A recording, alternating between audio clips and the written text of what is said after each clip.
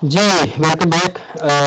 Tension ना लें, मैं उसकी सेटिंग ही कर रहा था, तो इंशाल्लाह आप नहीं कोई कर सकेगा। अच्छा बच्चों, मैं आपके साथ एक लिंक शेयर करने लगा हूँ, तो काइंडली पहले इस लिंक को आपने अपने अपने ब्राउज़र्स में ओपन कर लें। अगर आपके पास मोबाइल ऐप है तो उसमें ओपन कर लें, फिर जब ये कर लेंगे तो मुझे बताना आपने।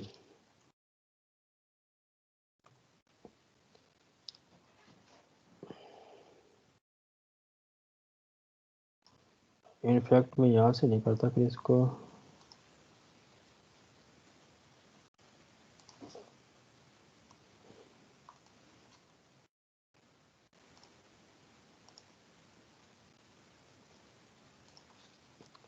लो बच्चे, ये एक लिंक शेयर किया है, ज़रा इसको तो आप ज़रा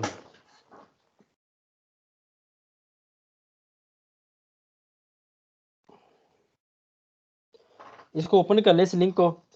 हम लोग ये जो पेयर वाइज टेस्टिंग है ना, इंशाल्लाह इसको देखने की कोशिश करते हैं।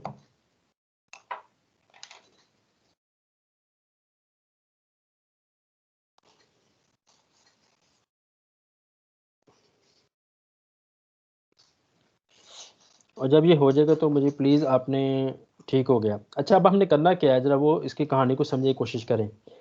मिशन हमारा ये है कि हमने ये जो अभी पेयर वाइज़ टेस्टिंग की थी ना, उसको इस पे करके देखना है। तो पहले मैं करके दिखाता हूँ आपको, फिर आपने इन सब वैल्यूज़ को आपने करके देखना है, तो फिर हम इसको टेस्ट करना चाहते हैं एक्चुअली पूरे सिस्टम को। तो अगर आपको याद हो, तो हम लोगों ने वो देखा तो सबसे पहले ये था, क्लाइंट टाइप था उसमें। और क्लाइंट टाइप में जो हमारे पास पहली वैल्यू बचती थी, वो ये थी कि या तो वो जीयूआई बेस्ड था, या तो फिर वो वेब बेस्ड था। अच्छा, ये जो आपको टॉप पे है, ये उसकी ऑप्शंस हैं, मतलब उसकी जो कैरेक्टरिस्टिक्स हैं वो हैं, जो आपको ये नज़र आ रहा है, ये उसकी आगे ऑप्शंस हैं रोज़ के अंदर। दूसरे नंबर पे अगर आपको याद हो तो हमारे पास था डेटाबेसेस। डेटाबेसेस में जो पहली डेटाबेस हमारे पास थी वो थी एक्सेस, एमएस एक्सेस। दूसरे नंबर पर हमारे पास, दूसरे नंबर पर, एक मिनट ज़रा मुझे वेट, एक मिनट ज़रा।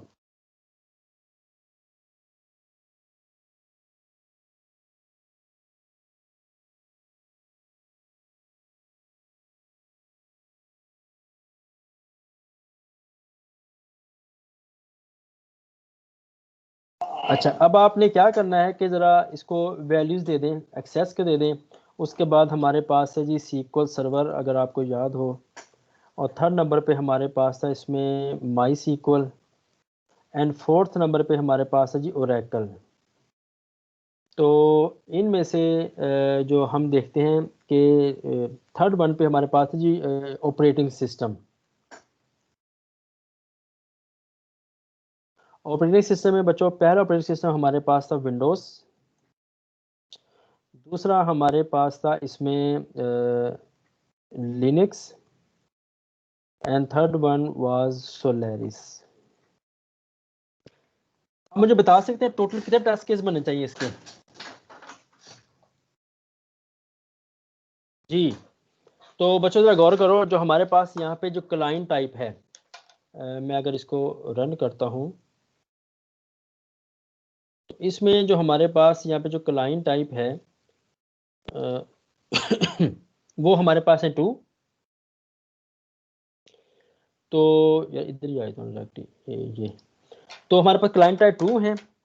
उसके बाद हमारे पास जो डेटाबेसेस हैं वो 4 हैं, और जो ऑपरेटिंग सिस्टम ऑफ 3 हैं। ये टोटल 24 बनने चाहिए। ओवरऑल ओवरऑल जो कॉम्बिनेशंस हैं वो 24 बनने चाहिए। अच्छा, अब लेकिन हम चले 2D के ऊपर। 2D का मतलब है कि एक वक्त में हम सिंगल पेयर को टेस्ट करेंगे, उनमें डुप्लीकेशन नहीं होनी चाहिए। तो यही कंसेप्ट था पेयर वाइज टेस्टिंग का।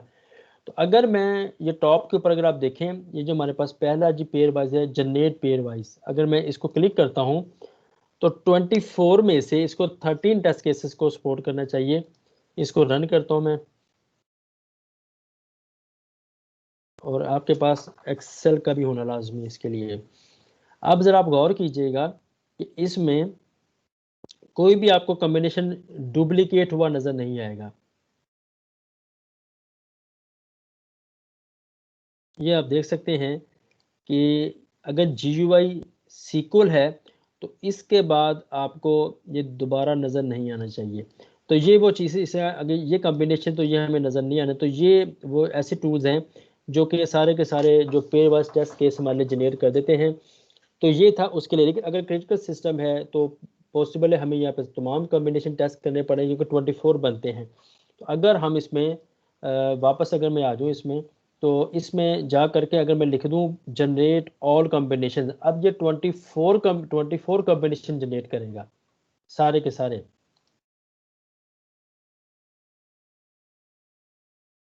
ये देख सकते हैं कि अब ये 24 है। चूंकि अब ये 24 है सारे कॉम्बिनेशन, तो इसमें डुप्लीकेशन आपको नजर आएगी। जैसे आप देख सकते हैं GUIX, GUIXS, GUIXS, ठीक है, 2D के परस्पेक्टिव से। लेकिन अगर 3D के परस्पेक्टिव से देखा जाए तो GUI, एक्सेस एंड विंडोज, ये कॉम्बिनेशन आपको और किसी भी जगह नजर नहीं आएगा। अब आप बेशक इसको चेक करके देख लें, इनके सब कॉम्बिनेशन को चेक करके देख लें, ये सब चीज़ें डुप्लीकेट नहीं होगी। अच्छा, व्हाट विल हैपन कि अगर हम इसमें एक चीज़ और भी ले आते हैं, वो है जी ब्राउज़र। तो मैं इसको ब्राउज़र सपोर्ट में ले आता हूँ, तो ब्राउज़र में कहता हूँ जी फायरफॉक्स। दूसरे नंबर पे जो ब्राउजिंग हम इसमें लेके आने की कोशिश करेंगे, मैं कहता हूँ जी वो आपका आ जाते क्रोम। और तीसरे नंबर पे जो इसमें हो सकती है, हम उसमें एज को भी ले आते हैं, ठीक है। तो अब ज़रा मुझे बता सकते हैं तुम्हें कितने टेस्ट केस चाहिए। तो अब इसको फर्दर मल्टीप्लाई कर दे 3 के साथ। तो अब बच्चों इसमें 72 टेस्ट केसेस चाहिए। तो अब आप सोच सकते होंगे 72 टेस्ट केस लिखना कितना आसान है, ठीक है। लेकिन अगर मैं इसके पर्सपेक्टिव से आपको जनरेट पेयर वाइज करूंगा, तो अब आप देखें तो एक मैंने बढ़ा दिया है, लेकिन अब आप गौर कीजिएगा एक नई एंट्री आने से 20 वो ही बने आपके जो कॉम्बिनेशन है 13 ही है। लेकिन अगर मैं इसको लेके चलता हूं with respect to all combination, तो अब आप देखें वो 72 ही जनरेट करेगा। अब आप देख सकते हैं जी माशाल्लाह से कंप्लीट एक लिस्ट है इसमें जो 72 आपको नजर आएंगे कॉम्बिनेशंस। ये नहीं 72। और अगर फर्ज करें हम इसके अंदर मेमोरी भी ले आते हैं, तो हमारे पास जो हमारा सॉफ्टवेयर है वो एग्जीक्यूटेबल हो सकता है या तो 4 GB, या तो 4 GB रैम के ऊपर, या 8 GB रैम। इन दोनों पे हमने सॉफ्टवेयर को भी टेस्ट करना है। तो अब आप ज़रा देखिएगा इसको फर्दर अगर आप 2 से मल्टीप्लाई कर दें,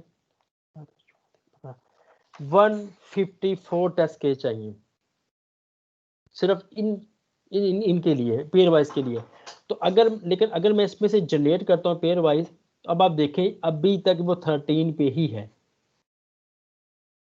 ये ले, हालांकि मैंने आपके सामने कितना कुछ बढ़ा दिया है, लेकिन इसमें फ़र्क नहीं आ रहा। लेकिन जैसे मैं इसके ऑल पेयर टेस्ट करूंगा, तो ये आप देखिए 44 को टेस्ट करेगा। अब आप देख सकते हैं कि कहानी कहाँ से कहाँ तक जा चुकी है ऑल कॉम्बिनेशन में। ये नहीं,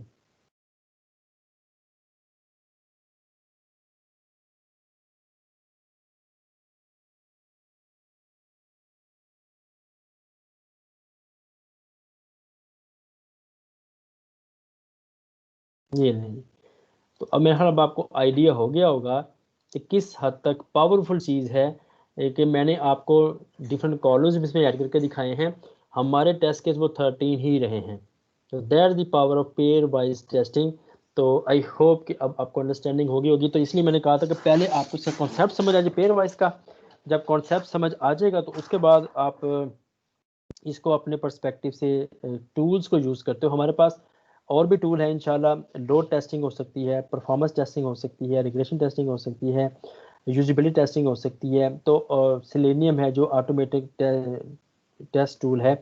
तो मैं कोशिश करूंगा इन सब के ऊपर सिंगल सिंगल लेक्चर में बाकी भी आपको करके दिखाऊं, ताकि अगर आप में से कोई प्रैक्टिकली तौर पर इस सॉफ्टवेयर क्वालिटी एश्योरेंस के फील्ड में आता है, सॉफ्टवेयर टेस्टिंग के फील्ड में डोमेन में आते हैं, तो वो उनका उसको इस सब चीज़ों को डिटेल में देख सकें।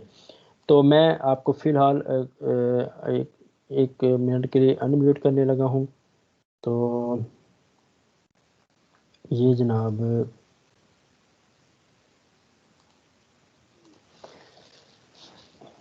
जी, अब कोई इशू है तो मुझे बताएं, ताकि आगे सर फिर बाकी मैंने लेक्चर मैंने सर जनरेट की, मेरे से तो सर 8 टेस्ट बन रहे से आपकी कंडीशन पे सर। 8 क्लाइंट टाइप में सर क्लाइंट टाइप में GUI और वेब रखा है, डेटाबेस में सर 4 वेब बेसिस रखी हैं, डेटाबेसेस रखी हैं। डेटाबेस के अंदर एक्सेस, SQL, Oracle और MySQL। ठीक है। ऑपरेटिंग सिस्टम में विंडोज और सोलारिस रखा है। ब्राउज़र में हाँ सर 3 ब्राउज़र रखे हैं। हाँ, तो वो तो कम और हो जाएगा मेमोरी ना। में मैंने सर यहाँ पे 4। ऑपरेटिंग सिस्टम मैंने 4 रखे हैं, 3 रखे हैं। विंडोज़ है, सोलारिस है, लिनक्स है, तो वो कम ही होने थे आपके। ओके वो सर। करके देखो, विंडोज़, लाइनक्स है और सोलारिस है, अब करो, ये 13 बननी चाहिए।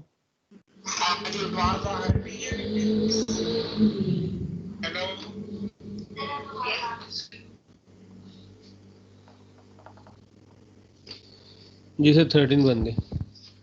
तो इसके अलावा जी किसी और का ये जनरेट नहीं हो सका, ये काम नहीं कर, या कोई और मसला है तो बताएं मुझे, इसको मैं हैंडल करने की कोशिश करते हैं।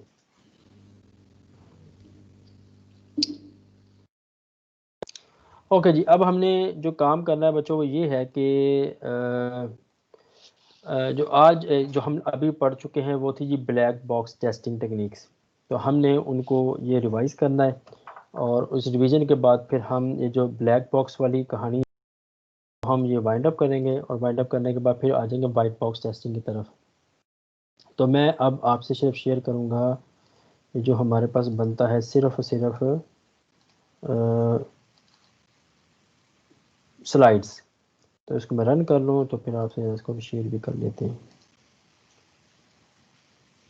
पॉइंट ले जी, मैं आता हूँ जी अपनी इसकी तरफ, शेयर करने लगा हूँ आपसे मैं ये। ओके जी, तो इसके साथ दूसरा टास्क ये भी है, ये जो है ना स्लॉथमैन, इसको भी टेस्ट करके देखिएगा स्लॉथमैन को। ये भी आपको आइडियाज़ में काफ़ी हद तक हो जाएगा। ये जो अभी मैंने पेयर वाइज पे काम किया है और कंपटीशन पे काम किया, ये सबको सपोर्ट करता है ये भी। और जो मज़े की बात है कि अभी आपने देख लिया, ये वेब बेस्ड फ्री टूल्स हैं, इसमें कोई आपको पे नहीं करना पड़ेगा, बाकी चीज़ें भी नहीं, तो ये आपको बेनिफिट है। अच्छा जी, अब ज़रा इनको रिलैक्स होकर सोचिएगा सब चीज़ों को। हमने एक बात की थी, हमने कहा था कि हमारे पास जब एज अ सॉफ्टवेयर टेस्टर हम डोमेन में काम करते हैं, तो हमारे पास यहाँ पे चीज़ें आती हैं, वो ये है जी, को पहला कम्बिनेशन है वो ये बनता है कि एक हमारे पास सर्कल होगा जिसमें वो बिहेवियर शो किया जाएगा जो स्पेसिफाई किया गया था। ठीक है, स्पेसिफाई किया गया था। दूसरे नंबर पे इसमें वो कॉम्बिनेशन होगा जिसको इम्प्लीमेंट किया गया था, या स्ट्रक्चर किया गया था, या कोड किया गया था, तो मैं वो लिख देता हूँ। और तीसरे नंबर पर हमारे पास वो बिहेवियर है, इसका मैं कलर चेंज कर दूँ। तीसरे नंबर पे हमारे पास वो बिहेवियर है जिसके थ्रू इसको वेरीफाई किया गया था।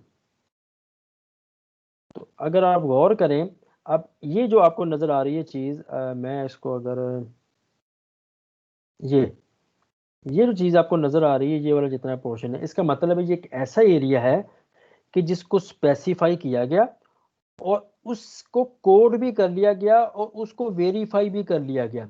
ये सारे के सारे काम उसमें कर लिए गए, तो ये हमारा लकी वाला बिहेवियर है। तो इसके अच्छा, उसके बाद हमने ये देखना था एक ऐसा कोड जो कि स्पेसिफाई कर लिया गया, बस यहाँ पे स्पेसिफाई तो वो है, यहाँ पे कोड नहीं है, या यहाँ पे कोड है, यहाँ पे स्पेसिफाई नहीं है। तो वेरीफाई, मैंने आपको बताया वी वेरिफिकेशन एंड वैलिडेशन का जो काम है इन दोनों के साथ है। तो स्पेसिफिकेशन वाला जो आपका पास ये जो इलाका है, इसको कहते हैं यूजर पॉइंट ऑफ व्यू। एक सॉफ्टवेयर जो है यूजर के पॉइंट ऑफ व्यू से क्या है, वो पॉइंट ऑफ व्यू किसे कहते हैं। देखिए मेरे पास एक रूम है, हम अगर उस रूम को देखें, अभी नया घर बन रहा है, उसमें एक नया भी रूम बना ही है, तो उस रूम को डिज़ाइनर किसी और एंगल से देखेगा, जिसने इसमें इलेक्ट्रिसिटी को बिछाना है वो उसको कुछ और एंगल से देखेगा, जिसमें इसमें सेंट्री को लेके आना, पाइप्स वगैरह को, पानी को गुजारना है, उसको वो इसको किसी और एंगल से देखेगा, और जिसमें इसने ओवरड्राफ्ट वगैरह जो इसका पाइप डालने वो और एंगल से देखेगा, जिसमें जिसमें इसमें गैस के पाइप लेके आने वो उसको किसी और एंगल से देखेगा, जिसने इसको डेकोरेट करना है वो इसको किसी और एंगल से देखेगा। है एक सिंगल रूम, तो इस लेकिन सबका पॉइंट ऑफ व्यू चेंज है। तो जो ब्लैक बॉक्स टेस्टिंग है उसमें हम सॉफ्टवेयर को देखते हैं रिक्वायरमेंट एंड स्पेसिफिकेशन के हवाले से, और ये दोनों की दोनों चीज़ों को अगर मैं एक छोटे नाम के साथ रिप्रेजेंट करूं, तो मैं से कह दूंगा ये है जी यूज़र का पॉइंट ऑफ व्यू। एक सॉफ्टवेयर यूज़र के पॉइंट ऑफ व्यू से कैसा है, उस चीज़ को हम कहते हैं जी कि ब्लैक बॉक्स टेस्टिंग। ठीक हो गया। अब इसमें हमने करना क्या है, रिक्वायरमेंट स्पेसिफिकेशन हमारे पास है, हमने उसको देखते हुए सॉफ्टवेयर को इनपुट प्रोवाइड करनी है और आखिर में इसकी आउटपुट देख लेनी है। तो यहाँ से मैंने आपको एक तारीफ बताने की कोशिश की थी, वो थी बग, कि सॉफ्टवेयर में बग आ गया। तो मैंने कहा था बग को इंशाल्लाह आगे जाकर मैं फर्दर एक्सप्लेन करूंगा। तो बग क्या था, मैं इसको रिवाइज करने लगा हूँ। तो बग बच्चों इसको कहते हैं कि आपने एक इनपुट दी और एक्सपेक्टेड आउटपुट आया, लेकिन आपने इनपुट दी, वो एक्सपेक्टेड आउटपुट वो नहीं आई जो कि मेंशन की थी, स्पेसिफाई की गई थी। यानी कि आपने कहा अगर मैं करेक्ट आईडी दूंगा, करेक्ट पासवर्ड दूंगा, तो एक्सपेक्टेड आउटपुट ये है कि आप लॉगिन हो जाएंगे सिस्टम के अंदर। तो ये थी एक्सपेक्टेड आउटपुट, लेकिन हमने करेक्ट आईडी दिया, करेक्ट ही पासवर्ड दिया, लेकिन हम सिस्टम में लॉगिन नहीं हो सके। तो अब हमारा सॉफ्टवेयर डेविएट कर गया है ओरिजिनल एक्सपेक्टेड बिहेवियर से। It is called bug. हमारे सॉफ्टवेयर में बग है जो हमें आइडेंटिफाई हुआ है, ठीक है। और अगर मैं इन सब चीज़ों को दोबारा रिवाइज करूं तो वो हमारे पास क्या बनता है, तो वो हमारे पास ये बनता है कि नंबर एक, हमने सबसे पहले किया एरर। वो एरर आपके डॉक्यूमेंटेशन में आ गया, डिज़ाइन में आ गया, कोड करते हुए आ गया, किसी भी जगह आ गया, मतलब वो कोई इंटेंशन हमारा मसला नहीं था। और जब वो एरर आ जाएगा तो इसका मतलब है हमारा जिस जगह पे वो एरर आया, अगर वो स्पेसिफिकेशन में आया, डिज़ाइन में आया, तो जिस एरिया में वो, जिस डॉक्यूमेंट में, जिस सॉफ्टवेयर आर्टिफैक्ट में वो एरर आया, हम कह देंगे उसमें वो आर्टिफैक्ट हो गया फॉल्टी, मतलब उसमें फॉल्ट आ चुका है। मैं इसको FLT कहता हूँ, मतलब इसके अंदर अब फॉल्ट आ चुका है। और जब तक ये फॉल्ट एग्जीक्यूट नहीं होगा तो फॉल्ट अपनी जगह रहेगा, लेकिन जैसे ये फॉल्ट एग्जीक्यूट हो जाएगा तो सिस्टम हमारा फेलियर स्टेट पे चले जाएगा। इसको हम कहते हैं FLR, मैं इसको फेलियर स्टेट कहता हूँ। तो ये है जी इनके बीच में रिलेशनशिप, एरर में, फॉल्ट में और फेलियर में। तो एरर को मैंने कहा इसको डिफेक्ट भी कहते हैं, एरर को मैंने कहा इसको बग भी कहते हैं, ठीक है। तो लेकिन दूसरा इसका नाम ये आप सिंपल वर्ड में समझें कि आपने एक इनपुट दी, एक्सपेक्टेड आउटपुट वो नहीं आई जो मेंशन की गई थी, that is system belongs to bug.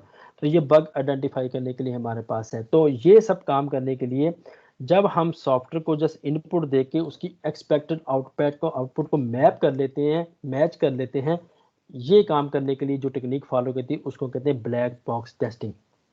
Black box का मतलब है इसके अंदर सॉफ्टवेयर को इम्प्लीमेंट कैसे किया गया, ये हमारा प्रॉब्लम यहाँ पे नहीं होता। तो इस वजह से हम इसे कहते हैं जी ब्लैक बॉक्स, ठीक है। वाइट बॉक्स को ग्लास बॉक्स क्यों कहते हैं, कि उसके अंदर आप देख सकते हैं, ग्लास है, शीशा है, उसको आप देख सकते हैं। तो ये था इसका डिफरेंस। अब हमारे पास जो टाइप्स थी, उन टाइप्स में से अगर आपको याद हो, हमने कहा था कि ड्यू टू टाइम कंस्ट्रेंट्स हमने सिनेरियो बेस की तरफ नहीं जा सके थे, हम डोमेन की तरफ नहीं जा सके थे, हम यूज़ केसेस की तरफ नहीं जा सके, ठीक है। अनफॉर्चुनेटली इसमें आपको एक प्रॉब्लम नज़र आएगा, वो प्रॉब्लम के मैं अभी ठीक कर दूँ ताकि वो हम प्रॉब्लम में नहीं फंसे। वो प्रॉब्लम हमें ये नज़र आएगा बच्चों यहाँ पे कि ये जो हमारे पास आता है ना, मैं अभी पहले कर दूँ फिर आपको बताता हूँ।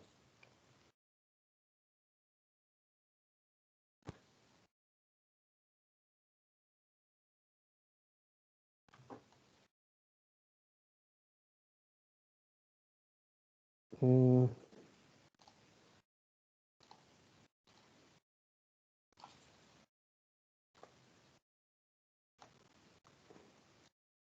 नहीं, इसको मैं दोबारा रन करने लगा हूँ अभी आप लोगों के लिए। तो वापस जाते हैं जी, इसको मैं लेके आता हूँ जी। ये अच्छा, इसमें हमने सबसे पहले देखा था कि ये सब चीज़ें हमारे पास अवेलेबल, लिहाजा मैंने इस पर गौर नहीं किया। अब आप देखें जी, इसमें सबसे पहले आते हैं जी एग्जॉस्टिव टेस्टिंग। एग्जॉस्टिव टेस्टिंग का रूल ऑफ थंब ये था कि सॉफ्टवेयर को हर इनपुट वैल्यू पे चेक करना है। एग्जांपल है आप लोगों का CGPA है, तो आप लोगों का CGPA मैं अगर परसीव करूं या हम परसीव करें तो वो हो सकता है 0.0 से लेकर मिनिमम और मैक्सिमम ये चलेगा 4.0 तक। तो इसका मतलब है इसके बाद वैल्यू आ जाएगी। एग्जांपल है 3, अगर आपका CGPA 3 है तो 3 के बाद डायरेक्ट 4 पे नहीं आते, 3.1, 3.2, अच्छा 3.11 भी होगा, 3.12, 3.16 भी हो जाएगा।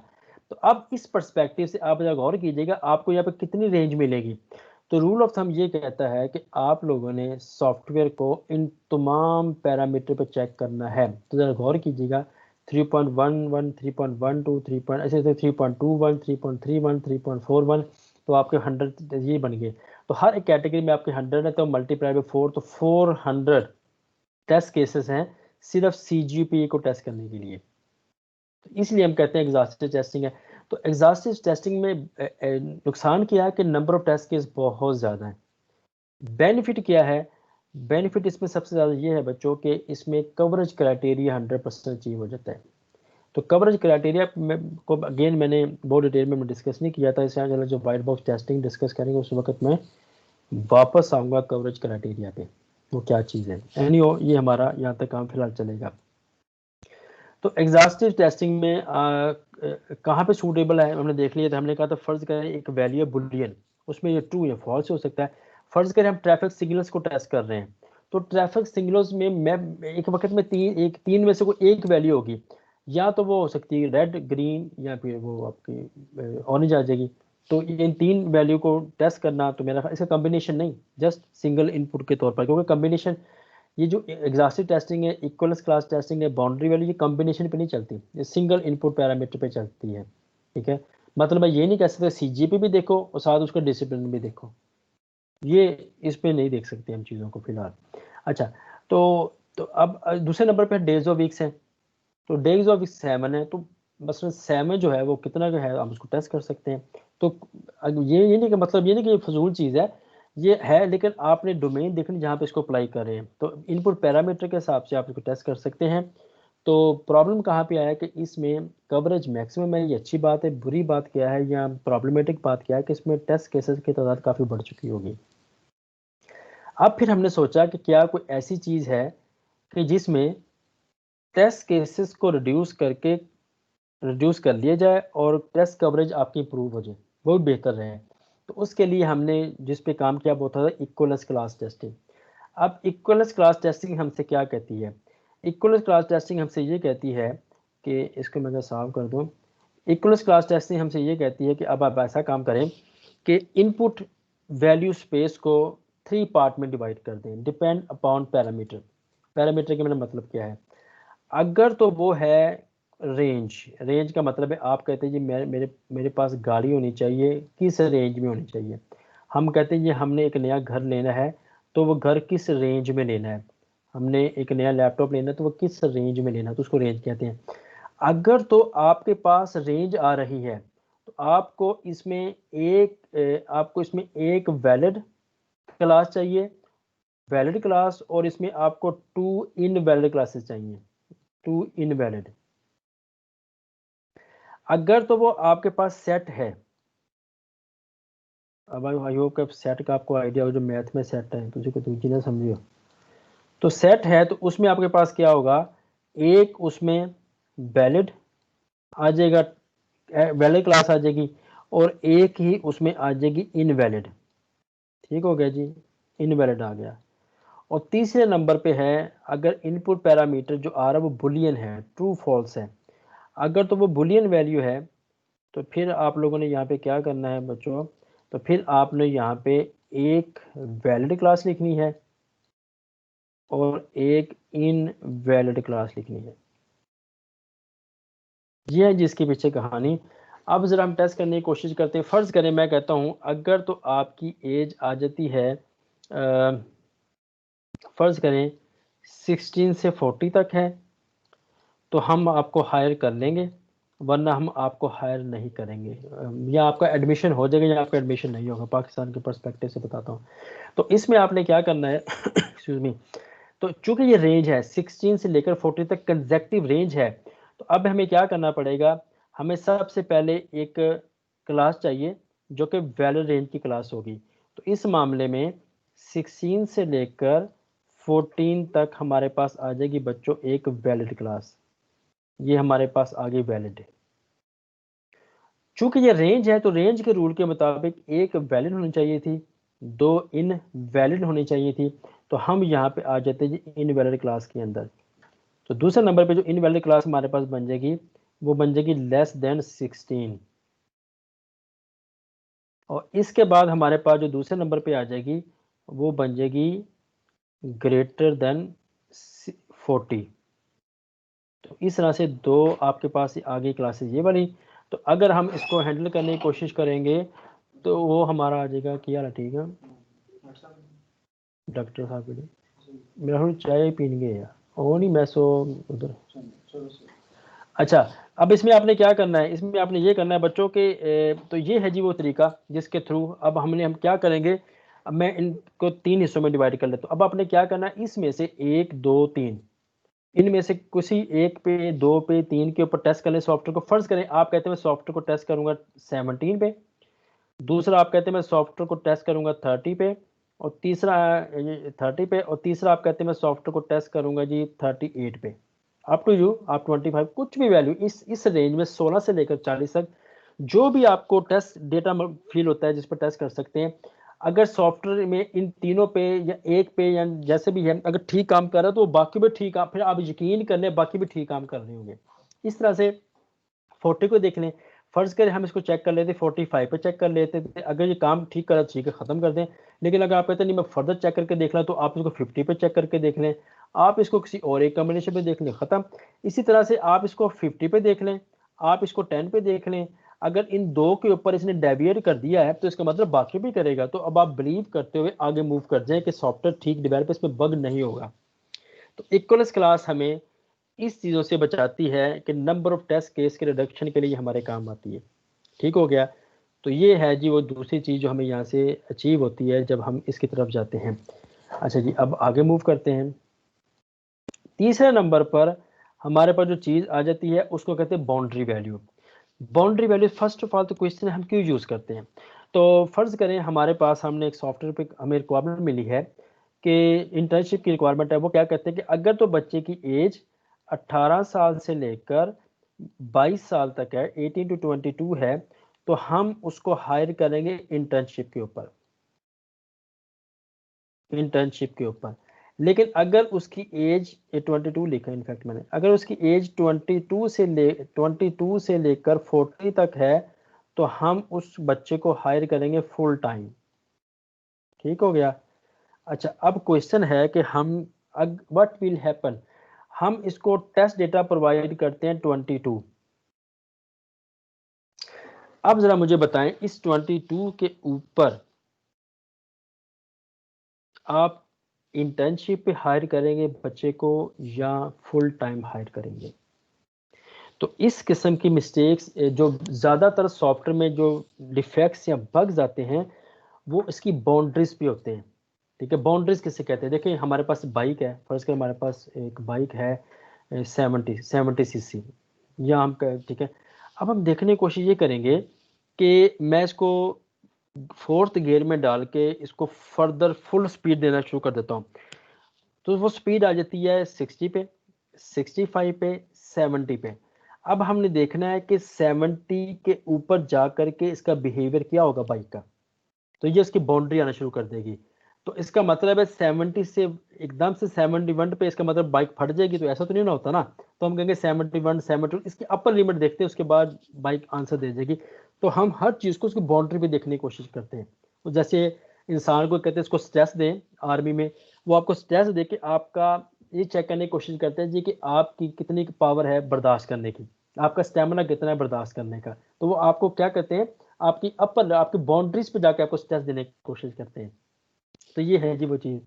तो बाउंड्री वैल्यू उस वक्त तक नहीं हो सकती, बाउंड्री वैल्यू का प्रोसेस उस वक्त तक नहीं हो सकता जब तक आपके पास इक्वलेंस क्लास टेस्टिंग नहीं आ जाती। तो इक्वलेंस क्लास टेस्टिंग होगी तब ही बाउंड्री वैल्यू एनालिसिस होगा। लिहाजा इक्वलेंस क्लास टेस्टिंग के जितने भी अभी मैंने आपको रूल्स बताए वो सारे के सारे एप्लीकेबल हैं बाउंड्री वैल्यू के अंदर। अब इसी प्रॉब्लम को जो मैंने आपसे कहा है कि आपको अगर आपकी एज 16 से लेकर 40 तक है तो आपका एडमिशन हो जाएगा वरना नहीं होगा। इसी चीज़ को मैं टेस्ट करने की कोशिश करते हैं, हम टेस्ट करने की कोशिश करते हैं बाउंड्री वैल्यू के ऊपर। अब हम क्या करेंगे, हमारे पास वैसे जैसे अभी किया था, सबसे पहले उसको डिवाइड करें इक्वलेंस क्लास में, तो हमारे पास वो आ जाएगा जी 16 से लेकर 40 तक। ठीक हो गया। ये नहीं जी, सेकंड नंबर पे आपने क्या करना है कि टू इनवैलिड चाहिए। अब टू इनवैलिड क्यों आनी चाहिए, ए क्यों नहीं आएगी, मेरा ख्याल आपको आइडिया हो चुका है अभी तक। तो ये हमारे पास आ जाए ग्रेटर देन 40 और ये हमारे पास आ जाएगा जी लेस देन 16, लेस देन 16। अच्छा जी, अब आते हैं इसकी दूसरी कहानी की तरफ। तो मैं थोड़ा सा इसका कलर चेंज करता हूँ। अब जनाब रूल ऑफ थंब क्या कहता है, बाउंड्री वैल्यू कहते हैं सबसे पहले इक्वलेंस क्लास बना लें, वो हमने बना ली है। उसके बाद वो कहती है कि अब आप ऐसे करें, एक नंबर लें एग्जैक्ट बाउंड्री के ऊपर। तो हमारे पास जो पहली बाउंड्री है वो ये वाली है, तो एक नंबर एग्जैक्ट बाउंड्री के ऊपर यहाँ पे आ जाएगा, वो आ जाएगा जी 16, ये नहीं जी। और यहाँ पे एक बिल्कुल बाउंड्री के ऊपर जो नंबर आ जाएगा दैट विल बी 40, ये नहीं जी, पहला प्रॉब्लम ये सॉर्ट हो गया। दूसरे नंबर पे बाउंड्री वैल्यू BVA हमसे कहती है कि एक वैल्यू लें जो बाउंड्री से एक कम, एक नीचे है, एक कम है। तो बाउंड्री है 16 पे, 16 पे, तो उससे जो एक कम होगा वो हमारा होगा 15, ये लें। इस तरह से यहाँ पे जो एक कम होगा वो होगा 39। और वो कहती है कि एक लें जो बाउंड्री से एग्जैक्ट एक पॉइंट ऊपर हो, तो वो हमारे पास यहाँ पे बन जाएगा जी 17, और इधर जो हमारे पास आ जाएगा वो आ जाएगा जी 41 इधर से। तो ये जी है, इसे हम कहते हैं जी बाउंड्री वैल्यू एनालिसिस। तो अभी तक हमने एग्जॉस्टिंग भी पढ़ ली, इक्वलिटी पढ़ ली है, बाउंड्री वैल्यू भी पढ़ ली है। तो अब जो जो आपके माइंड में क्वेश्चन है प्लीज़ उनको आप नोट करते जाएं। मैं इंशाल्लाह फिर आखिर में आपको एक सेशन के थ्रू आपको अभी मैं आपको इसका आंसर दे दूंगा। अच्छा, अब कम्बिनेशन है, मैंने अभी आपसे क्या है, एग्जॉस्टिंग, इक्वलेंस और बाउंड्री वैल्यू ये काम करती है सिंगल पैरामीटर्स के ऊपर, ये कम्बिनेशन पे काम नहीं करती। एग्जाम्पल है, सॉफ्टवेयर को टेस्ट करो बोल्ड पे या इटैलिक पे या अंडरलाइन पे। लेकिन जब हमने सॉफ्टवेयर को टेस्ट करना हो कि वो अंडरलाइन भी हो सकता है, इटैलिक भी हो सकता है, बोल्ड भी हो सकता है, तो इनका कम्बिनेशन भी हो सकता है, तो फिर ये टेक्निक्स वहाँ काम नहीं करेंगी। उसके लिए फिर हमें जाना पड़ता है कॉम्बिनेटल टेस्टिंग के ऊपर। और कॉम्बिनेटल टेस्टिंग के अंदर अगर आप गौर करें, उसमें डिसीजन टेबल था, ऑर्थोगोनल अरे है, और इसी ऑर्थोगोनल टेस्टिंग के अंदर अगर आपको याद हो हमने पेयर वाइज टेस्टिंग की थी। ठीक हो गया। तो ज़रा मैं आता हूँ कॉम्बिनेशन की तरफ। तो सबसे पहले उसमें आती है डिसीजन टेबल। तो डिसीजन टेबल में हमने क्या किया था, अगर आप गौर करें, हमारे पास कुछ ऐसा टेबल था और उस टेबल के अंदर हमने देखा था कुछ ऐसे कहानी थी। तो इधर आपको नज़र आ रहे थे रूल्स, 2n⁻² वाला काम जो था वो आपको यहाँ पे नज़र आ रहा था, और यहाँ पे आपको नज़र आ रही थी कंडीशंस। वो कंडीशंस कौन सी है, अगर कहते हैं कि if x less than equal to y, तो ये कंडीशन है जो हम इफ़ कंडीशन में लगाते हैं। और इसके अगेंस्ट में एक्शन क्या होगा, मतलब अगर तो x की वैल्यू y के लेस देन है तो हम क्या करेंगे, वो जो हम करेंगे उसको हम एक्शन कहते थे। ठीक है जी। तो एक्शंस होंगे, तो एक्शन जो एक्शन फुलफिल होता था रिक्वायरमेंट्स के अगेंस्ट, उसको हम यहाँ पे क्रॉस कलर कर देते थे। ठीक है। और इसके साथ साथ अगर आपको याद हो एक एंट्री थी जिसको इससे शो करते हैं डोंट केयर। इसका मतलब है अगर ये फुलफिल नहीं हो रही तो इसके नीचे जितने भी हैं वो हमारे किसी काम की नहीं है। ठीक हो गया। तो ये हमारे पास इस पॉइंट ऑफ व्यू से था। तो अब हमने यहाँ पे क्या करना है जी, तो डिसीजन टेबल पहले डेवलप करना है, और डिसीजन टेबल के अगेंस्ट में फिर हम लोगों ने इसके टेस्ट केस लिखने थे। तो अगर आप याद करें तो हमने किसको किस में कन्वर्ट किया था, मैं आपको बार बार नहीं बताऊंगा, तो आई होप कि आपको इसकी अंडरस्टैंडिंग नहीं है तो दोबारा जाके पढ़ लें। उसकी रीज़न क्या है, इसी वीक में मैं आपको सेकंड असाइनमेंट दूंगा जो कि डिसीजन टेबल के ऊपर होगी, तो वो आपने इसी पे काम करना है। तो आई होप कि आप उसे करने की कोशिश कर लेंगे इंशाल्लाह। अच्छा जी, उसके बाद पेयर वाइज टेस्टिंग कि आपने ऐसा काम करना है कि एक वक्त में सिर्फ 2 कॉलम्स को देखें, 2 वैल्यूज को देखें, और इस तरह देखें कि वो 2 वैल्यूज दोबारा डुप्लीकेट ना हो। तो इस तरह से हमने देखा कि नंबर ऑफ टेस्ट केसेस को हम रिड्यूस कर देते हैं अगर हम पेयर वाइज की तरफ जाएं। और उसमें हमने आज भी जो हमने करके देखा वो पेयर वाइज का ही था, कम्बिनेशन के, उसमें क्लाइंट टाइप था, ऑपरेटिंग सिस्टम थे, डेटाबेसेस थी, और हमारे पास आ गया था ये ब्राउज़र। इस तरह से हम इसको मल्टीपल जगह टेस्ट करके देख सकते हैं और जो हमारा इस पर काम हो जाता है। तो ये हमारे पास था। उसके बाद हम चले गए थे जी स्टेट ट्रांजिशन टेस्टिंग के ऊपर। जो स्टेट ट्रांजिशन टेस्टिंग है, अगर ये आपको याद हो तो इसमें हम क्या करने की कोशिश करते थे, हमारे पास थी कुछ स्टेट्स। अब स्टेट किसे कहते थे, स्टेट में ये है कि इस वक्त आप हैं जी 7th सेमेस्टर में। तो 7th सेमेस्टर में बच्चों आप इस स्टेट पे हैं। इसके बाद हमारे पास आ जाती है 8th स्टेट। और उसके बाद हम कहते हैं जी कि हमारे पास आ जाती है, फ़र्ज़ करें इससे पहले हमारे पास ये एक सेकंड सेकंड सेमेस्टर की स्टेट। जब आप 7th सेमेस्टर से क्लियर कर लेंगे तो आप आ जाएंगे जी 8th पे। लेकिन अगर खुदा ना खास्ता 8th फेल कर लेते तो वापस 7th सेमेस्टर में नहीं आती, इसलिए वापस को बैक एरो नज़र नहीं आएगा। अच्छा, सेकंड 7th और 8th में डिफरेंस ये है कि इनके बीच में कोई एरो नहीं है, लिहाजा आप सेकंड स्टेट में अगर आ जाते हैं तो कभी भी 7th में या सेकंड से 7th या 8th में कभी भी नहीं जा सकते, या 8th से सेकंड पे नहीं जा सकते, 7th से सेकंड, क्योंकि उसके बीच में एरो नहीं है। अब ये जो मैंने ये चीज़ शो की है इसको स्टेट कहते हैं। स्टेट का मतलब है करंटली आपकी सिचुएशन क्या है। इस करंट सिचुएशन को चेंज करने के लिए जो चीज़ आती है हम उसे कहते हैं इवेंट। ठीक है जी।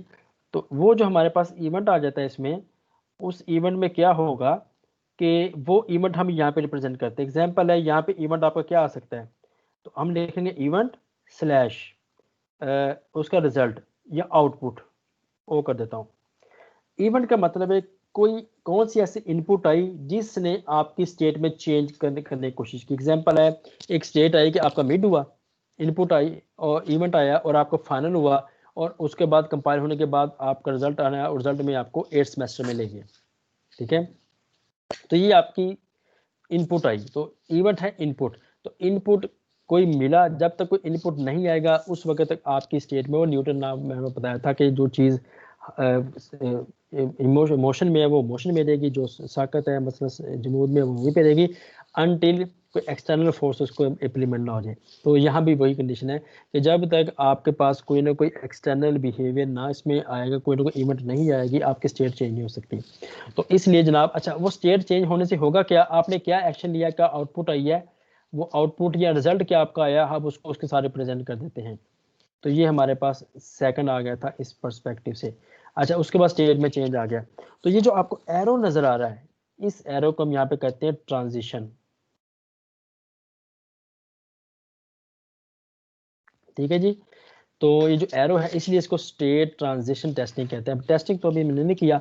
अच्छा, अब क्वेश्चन ये है कि इसको मुझे 1 मिनट दे, मैं ज़रा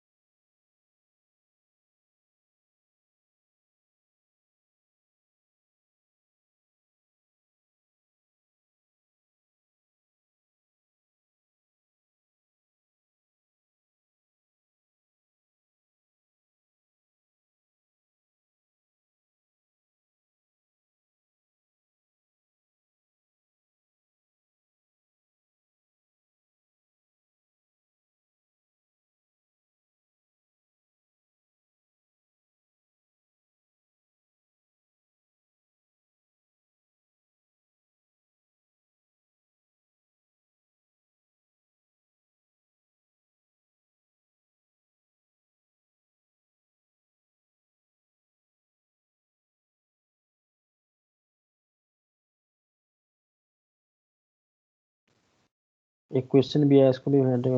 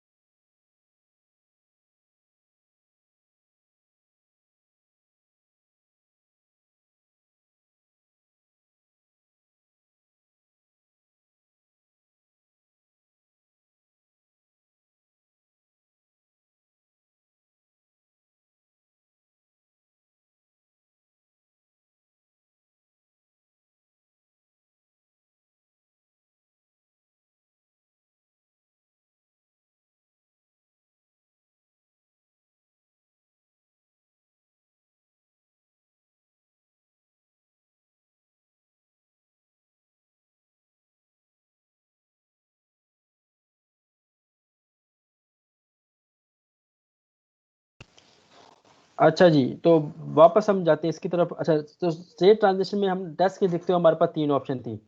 ऑप्शन नंबर 1 थी सारी स्टेट्स को कवर कर लें, ठीक है। दूसरे नंबर पे ये था कि सारे के सारे इवेंट्स को कवर कर लें, और ये दोनों का हमने देखा कि तकरीबन सिमिलर ही हमारे पास आंसर आया था, ये लें। और थर्ड नंबर ये था कि सारी की सारी लूप्स को कवर कर लें, कि सारी की सारी लूप्स को कवर कर लें। अब लूप्स में क्या प्रॉब्लम आ सकता था कि हमारे पास अगर 2 स्टेट्स के लूप है, ए से बी पे जा सकते हैं, बी से ए पे जा सकते हैं, तो इसमें क्या हो सकता है कि आपका सेटिस्फेक्शन लेवल क्या हो सकता है, वो हो सकता है कि आप ए से बी पे गए, बी से ए पे आए, ए से बी पे गए, बी से ए, तो वो एक इनफाइनाइट टेस्ट केसेस बनना शुरू हो जाएंगे, जो इनफिजिबल आ जाएगा। तो फोर्थ और आखिर में जो सबसे इंपॉर्टेंट चीज़ हमने देखी वो ये थी कि जितनी भी ट्रांजिशन है आप सिर्फ इन्हें कवर कर लें। जब आप ट्रांजिशन को कवर कर लेंगे तो हमने देखा था उसमें बाकी सब चीज़ें भी खुद ब खुद कवर हो गई थी। तो ये था जिसका टेस्ट केस लिखना। अब वो टेस्ट केस लिखते कैसे थे वो भी आपसे मैं शेयर कर लेता हूँ। इरेज़ा, तो वो हम ऐसे लिखते थे कि एक टेबल जनरेट करते थे, उस टेबल के ऊपर सबसे पहले था कि आप इस वक्त किस स्टेट में हैं। आप, मैं इसको दोबारा अगर लिखूँ तो उसमें इसका तरीका ये था कि इस वक्त आप ये यहाँ पे देखें, सी एस का मतलब आपकी करंट स्टेट क्या है इस वक्त, या इनिशियल स्टेट क्या है, ठीक है, इनिशियल स्टेट क्या है। और उसके बाद आप लोगों के पास यहाँ पे कौन सा इवेंट आया, उस इवेंट के अगेंस्ट में आपने कौन सा रिजल्ट या एक्शन लिया है, और उस एक्शन के अगेंस्ट में आपकी नेक्स्ट स्टेट कौन सी आ गई, एनएस, नेक्स्ट स्टेट। तो इस तरह से जनाब हम इस पूरे के पूरे टेबल को वहाँ पे लिख देते थे, और ये हमारे पास यहाँ पे आए थे टेस्ट केसेस। आई होप कि ये अब आपको क्लियर हो चुका होगा। तो ये सारा का सारा जो आपने पढ़ा है ये बिलोंग करता है, ये बिलोंग करता था, उससे हम कहते हैं जी ब्लैक बॉक्स टेस्टिंग, ठीक है। तो नेक्स्ट लेक्चर में इंशाल्लाह वाइट बॉक्स की सिर्फ देखेंगे, वाइट बॉक्स क्या है, उसके बेनिफिट क्या है, इसकी कुछ ऐसी चीज़ें, मैं कुछ टेक्निक्स पे नहीं जाऊंगा। लेकिन आप लोगों के लिए इंपॉर्टेंट बात बच्चों ये है कि वाइट बॉक्स टेस्टिंग हम उस वक्त तक नहीं पढ़ सकते जब तक हमारे पास ग्राफ्स, जो मैथ में ग्राफ थ्योरी आती है, हमें उसका नहीं पता। अगर हमारी ग्राफ थ्योरी पे ग्रिप नहीं है तो उसमें नोड्स क्या होते हैं, एजेस क्या होते हैं, वर्टिसेस क्या होते हैं, पाथ क्या होते हैं, फिजिबिलिटी, नॉन फिजिबिलिटी, स्ट्रक्चर, अगर इन सब चीज़ों का नहीं पता तो हम अनफॉर्चुनेट इसको नहीं पढ़ सकेंगे। तो नेक्स्ट लेक्चर से ऑनवर्ड फिर उसके बाद मैं फॉर द फर्स्ट टाइम, इससे पहले मैं नहीं करता था, लेकिन फॉर द फर्स्ट टाइम इंशाल्लाह मैंने सोचा मैं आपको ग्राफ थ्योरी भी 2 लेक्चर में पढ़ाऊँगा, उसमें कवरेज क्राइटेरिया पे थोड़ा डिस्कशन करेंगे, फिर जाके हम आएंगे वाइट बॉक्स टेस्टिंग की तरफ वापस।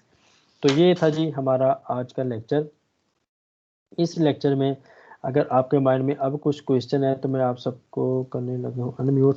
अब आपके माइंड में कुछ क्वेश्चन है तो you are welcome to ask, अगर नहीं है तो फिर हम इसको वाइंड करके आगे मूव कर जाएंगे जी। सर टेस्ट केसेस लिखने में दुश्वारी आ रही है थोड़ी सी।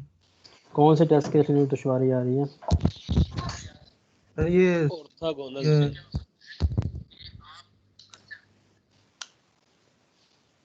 जी बताओ। ये सर जो भी हमने ये पढ़े हैं ना, यानी कि ये इनके कंसेप्ट तो मुझे समझ लग गए हैं, लेकिन टेस्ट केसेस लिखने में थोड़ी सी मुश्किल होती है। अच्छा, तो फिर ऐसा करने की कोशिश करें ना कि मैं आपको असाइनमेंट्स में, आप इंशाल्लाह हर वीक आपको असाइनमेंट दूंगा, तो उस असाइनमेंट को अपने भी आप पे करें। अच्छा, हम ये भी काम कर सकते हैं, मैं थोड़ा कल सोच रहा था कि मैं आपको ना हर फ्राइडे को ना एक नॉन ग्रेडेड टास्क साइन करूं, जिसको हम कहते हैं चैलेंज। उसमें क्या होगा, मैं आपको बिल्कुल फ्राइडे सर, को साइन करूंगा, आप उसको उसमें उसके मार्क्स नहीं होंगे, तो मैं उम्मीद करूंगा आप चीटिंग करने का आपको बेनिफिट कोई नहीं होगा। तो वो तमाम हजरात जो इसको सीरियस समझना पड़ते हैं, तो आप उसको सॉल्व करें अपने पॉइंट ऑफ व्यू से। फिर क्या मार्क्स होगा, रखे हैं जैसे हमारी सर। नेक्स्ट क्लास आया करेगी, एग्जाम्पल हमारी क्लास होती है बुध को, तो बुध को जनाब मैं सबसे पहले आपको उसका सोल्यूशन प्रोवाइड किया करूंगा।